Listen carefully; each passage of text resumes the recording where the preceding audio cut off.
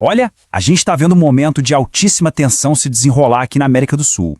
É uma escalada militar dos Estados Unidos, algo que a gente não via há muito tempo na região e que está deixando todo o continente em alerta.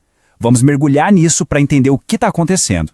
Então, o que acendeu o estopim de toda essa tensão foi o anúncio de que os Estados Unidos estão enviando o USS Gerald R. Ford para cá. E não é qualquer navio, tá? A gente está falando de um dos porta-aviões mais modernos e poderosos do mundo, vindo com todo o seu grupo de ataque para as nossas águas. É, sem dúvida, uma demonstração de força bem clara. E essa força naval não vem sozinha, não. Ela vai se somar a uma presença que já é, assim, gigantesca. Para se ter uma ideia, os Estados Unidos já têm 10 mil militares mobilizados aqui na região. 10 mil. É um número que, por si só, já dá para entender o tamanho da preocupação, né? Ok, para a gente entender bem essa história, vamos dividir em partes. Primeiro, a gente vai falar dessa intimidação naval no Caribe. Depois, vamos ver a justificativa oficial, essa missão contra o chamado narcoterrorismo. Em seguida, as reações dos líderes aqui da América do Sul, as sanções contra a Colômbia e no final a gente se pergunta, será que o continente está à beira de um conflito? Então vamos começar pelo começo. A intimidação naval no Caribe. Vamos dar uma olhada no tamanho do poder de fogo que está sendo deslocado para lá. Porque, olha, não é só um navio, é uma força-tarefa inteira, pronta para intimidar e, se precisar, para combater.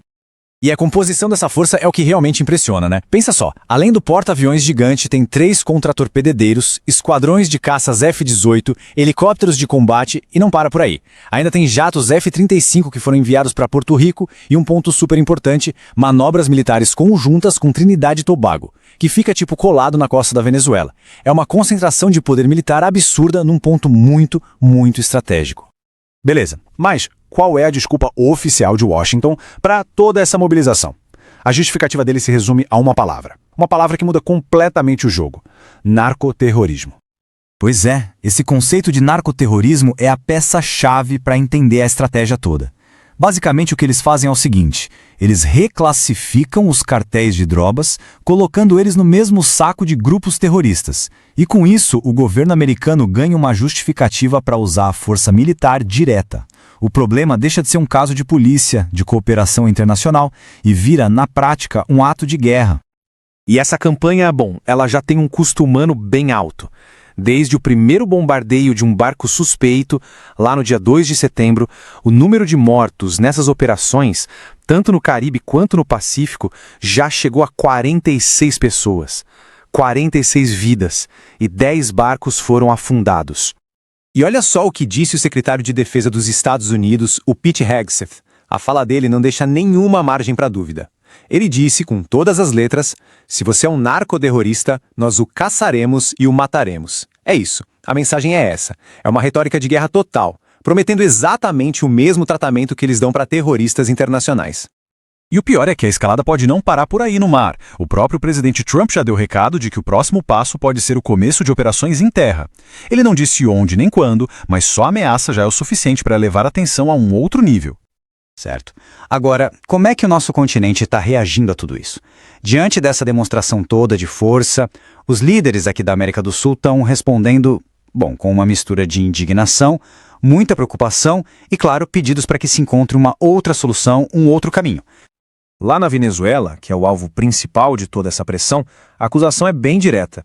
O presidente Nicolás Maduro está dizendo que os Estados Unidos estão, basicamente, inventando um pretexto para começar uma guerra, que toda essa história é, nas palavras dele, um relato extravagante, criminoso e totalmente falso. Já que no Brasil, o presidente Lula está propondo um caminho bem diferente. Ele critica essa abordagem militar e defende o diálogo, a cooperação. E ele joga uma pergunta no ar que é fundamental. Onde vai surgir a palavra respeitabilidade à soberania dos outros países? Ou seja, cadê o respeito pela soberania de cada nação nesse cenário todo?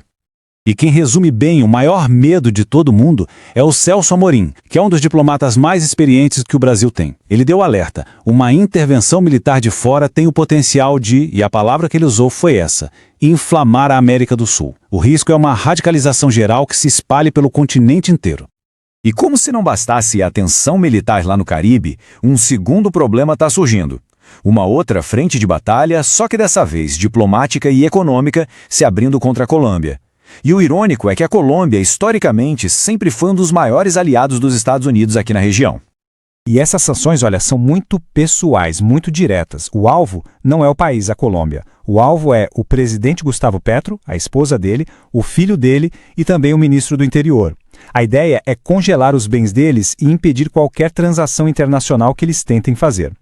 E aqui a gente chega no centro da briga.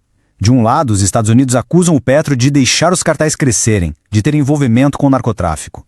Do outro, o Petro responde dizendo que é justamente o contrário, que é por ele combater o narcotráfico de forma eficaz há décadas que está sofrendo essa retaliação.